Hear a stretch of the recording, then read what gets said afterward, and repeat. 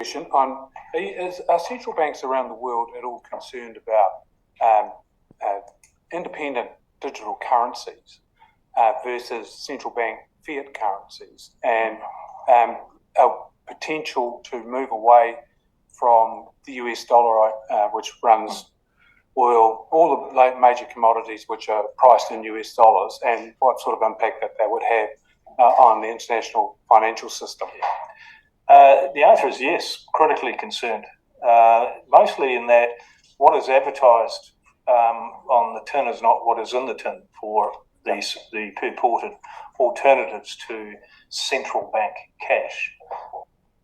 So there's concepts such as a Bitcoin. It's neither a means of exchange, it's not a store of value, and it's not a unit of account.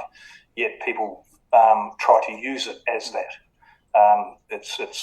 It's got other purposes, but it is not at all a substitute, etc. that are there. So very focused on being cost effective. We actually fund ourselves and then work out what dividend is needed to pay. So we kind of it's a great business to be in, central banking. Print money and people believe it, and